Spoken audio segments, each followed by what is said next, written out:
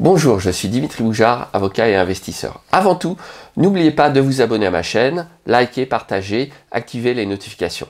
Airbnb complètement interdit en France? Eh bien non, justement. Et pourquoi non? Tout simplement parce que il existe heureusement en droit français un principe fondamental, celui de la liberté. Je reviens là-dessus tout de suite. La plupart des gens ignorent ce principe, alors même qu'on le traduit relativement fréquemment sous l'adage « tout ce qui n'est pas interdit est autorisé ». Et donc au lieu de vous demander « est-ce que j'ai le droit de faire ça ?», demandez-vous « est-ce que l'on m'interdit de faire ça ?» Ce principe, on ne le sort pas juste du chapeau. D'accord?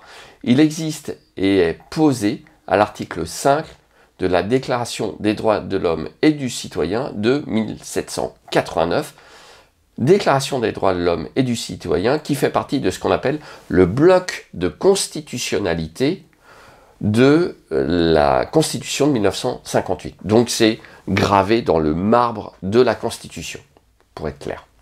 Alors que nous dit cet article? La loi n'a le droit de défendre que les actions nuisibles à la société. Donc la loi n'a pas le droit de vous interdire de faire quelque chose qui ne nuit pas à autrui. Tout ce qui n'est pas défendu par la loi ne peut être empêché. Donc là, c'est vraiment tout ce qui n'est pas interdit est autorisé. Et nul ne peut être contraint à faire ce qu'elle n'ordonne pas, ce que la loi n'ordonne pas. Donc vous le voyez, il y a un principe très fort.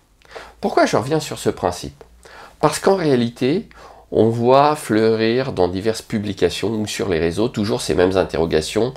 Est-ce que j'ai le droit de faire ça? Est-ce que j'ai le droit de faire ceci? Est-ce que la loi m'interdit de faire ça?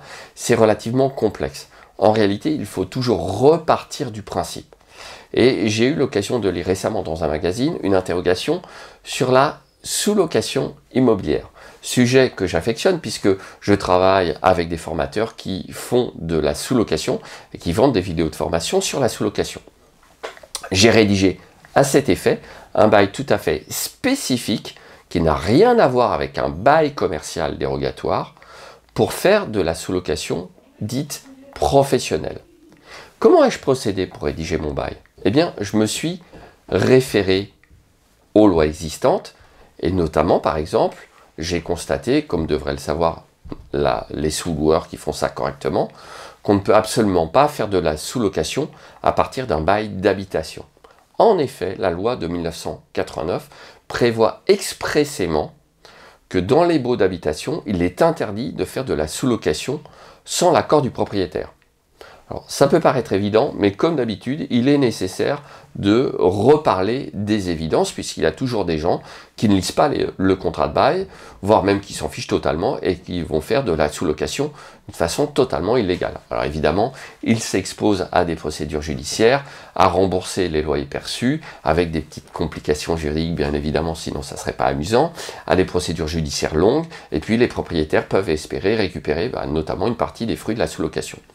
Mais je vous déconseille strictement de faire ce genre de choses, puisque c'est illégal. Donc première chose, la loi de 89 interdit le principe sans l'accord du propriétaire. Et quand bien même le propriétaire vous donnerait son accord, la loi de 89 interdit aussi le principe même de pouvoir louer plus cher que le montant du loyer principal. Donc là, c'est réglé, c'est clair, c'est net. Il est strictement illégal et impossible de faire de la sous-location professionnelle pour dégager une marge en utilisant un bail d'habitation. Et ceux qui feront ça se feront sanctionner par les tribunaux et par les propriétaires mécontents, ce qui est tout à fait naturel.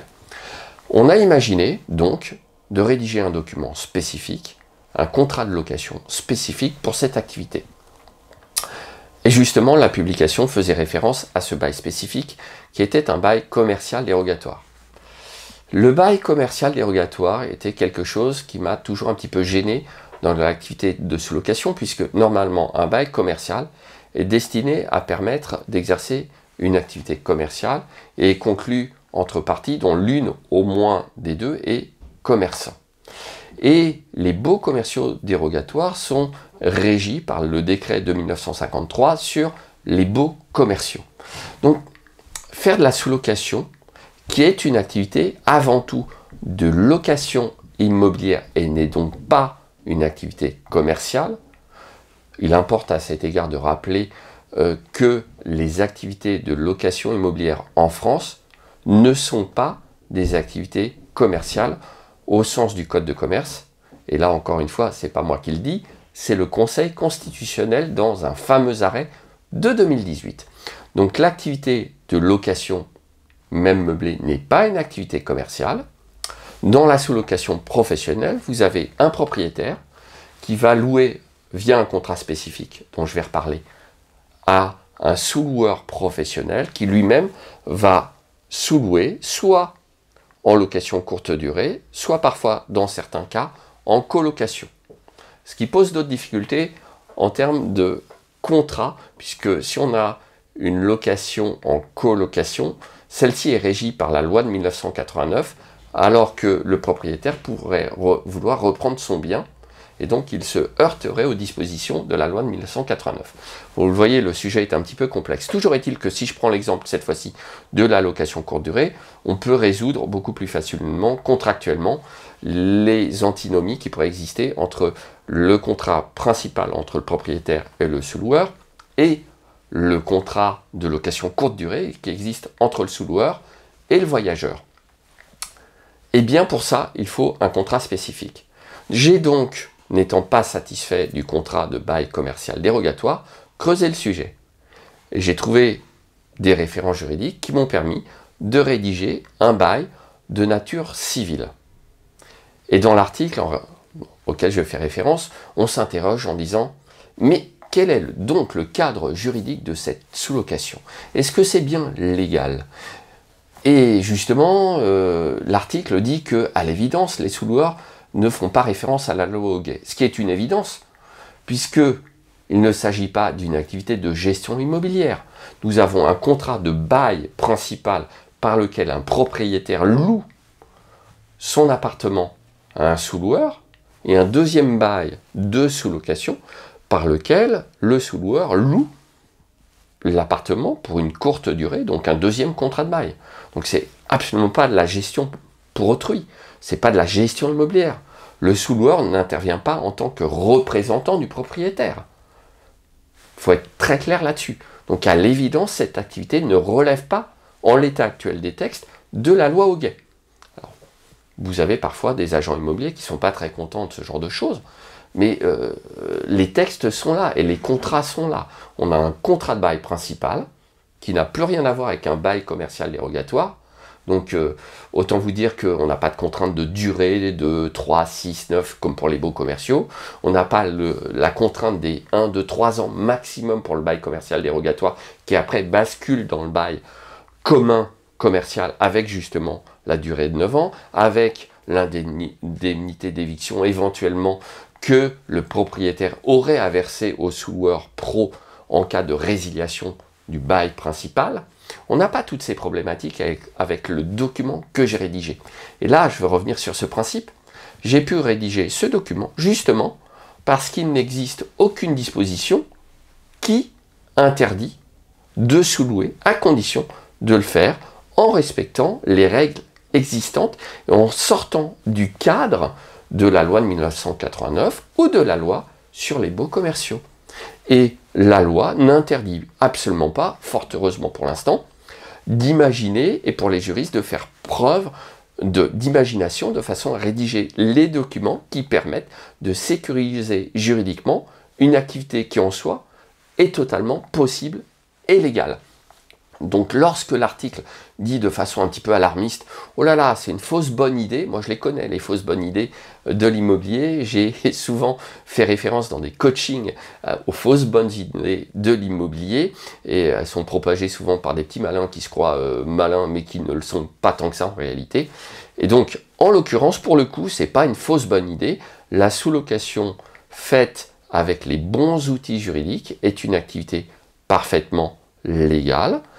Elle est sécurisée contractuellement, et tant que le législateur ne vient pas dire carrément, purement et simplement toute sous-location est illégale, et là je vois pas bien d'une part pourquoi il le ferait, ni même s'il serait pour le coup constitutionnel d'interdire purement et simplement toute location, sous-location pardon, en France, et bien tant qu'on le fait correctement avec les bons outils juridiques, on reste dans le cadre suivant lequel tout ce qui n'est pas interdit par la loi est autorisé.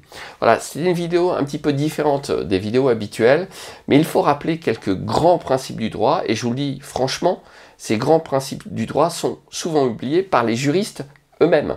Parce que moi j'ai fait quand même ma formation d'avocat il y a quelques dizaines d'années, et du coup, comme je suis inscrit au barreau de Paris depuis 1995, j'aurais pu aussi oublier ces principes. Mais voilà, non. J'ai des bouquins, j'ai de la documentation, et j'aime bien me référer aux grands principes, histoire de recadrer un petit peu les choses. Malheureusement, force est de constater que souvent, ce qu'on trouve sur Internet ou dans certaines revues n'est pas forcément rédigé de la bonne façon. Donc, lorsque vous avez des questions concernant ces problématiques spécifiques, adressez-vous à des professionnels du droit, et sur la sous-location en particulier, faites très attention parce que c'est une activité encore assez largement méconnue. Comme le législateur qui aime bien absolument tout encadrer, tout normer, tout autoriser, tout interdire, etc. Donc dès qu'il n'y a rien, on parle de vide juridique. En réalité, le vide juridique, c'est une... Excusez-moi le terme, c'est une connerie. Il n'y a pas de vide juridique. Ça n'existe pas. Soit la loi interdit, soit rien n'est prévu et on peut pratiquer ce qui n'est pas interdit. C'est aussi simple que ça. On peut avoir éventuellement un flou juridique parce que la loi aura posé quelques principes et on sera à la frontière. On ne saura pas exactement jusqu'où on peut aller. Mais le vide juridique, pour moi, ça n'existe pas. C'est l'horreur, le vide juridique. Ça permet à des gens de venir s'affirmer en disant « mais je ne comprends pas, la loi n'a encore rien réglementé ». Et moi, ça me fait bondir, vous le voyez. Ça me met hors de moi. Parce que vive la liberté. D'accord? Donc, quand on vient dire « ah mais ça, c'est scandaleux, la loi ne prévoit rien », mais tant mieux. Tant qu'on ne nuit pas à autrui en pratiquant telle ou telle activité qui justement n'est pas interdite, où est le problème? Est-ce qu'on a vraiment besoin que tout soit constamment encadré, réglementé? C'est ça qui étouffe en réalité l'activité économique et même plus généralement la vie des individus. L'excès de normes. À ce sujet, je vous invite tous, mais vraiment tous, à lire un gros pavé qui s'appelle La Grève d'une auteure américaine, Ayn Rand.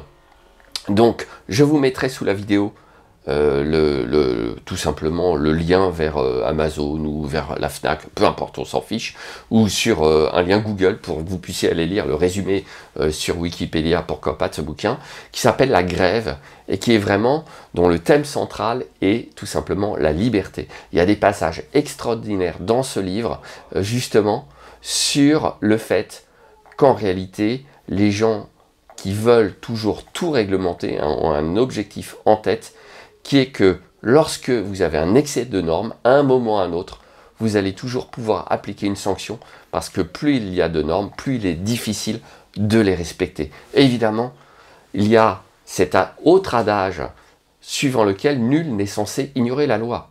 Donc peu importe qu'il y ait en France plus de 60 codes divers et variés, en vertu de cet adage, si vous commettez quelque chose qui va à l'encontre d'une de ces règles, vous êtes en infraction. Et évidemment, lorsqu'on veut restreindre la liberté des individus, on édicte de plus en plus de normes, de réglementations, de contraintes, et à un moment ou à un autre, on va même sans le savoir enfreindre la loi. Et donc, le gouvernement, quel qu'il soit, ce n'est pas une question de couleur politique, on s'en fiche totalement, à ce moment-là, les individus qui sont au pouvoir pourront dire on va vous sanctionner parce que vous avez enfreint la norme. Donc lisez vraiment ce livre, ça va encore une fois vous ouvrir de nouveaux horizons et vous saurez beaucoup mieux que moins on a de réglementation, mieux on se porte. Alors ne le confondez pas non plus avec l'anarchie, une absence totale de normes ne permet pas de vivre en société. Mais on doit, comme d'habitude, trouver la juste mesure. Voilà, j'espère que cette vidéo vous aura éclairé sur des principes généraux du droit et plus particulièrement sur cette activité tout à fait particulière qu'est la sous-location. Encore une fois, n'oubliez pas de vous abonner, de liker, de partager, d'activer les notifications. À très vite dans une prochaine vidéo.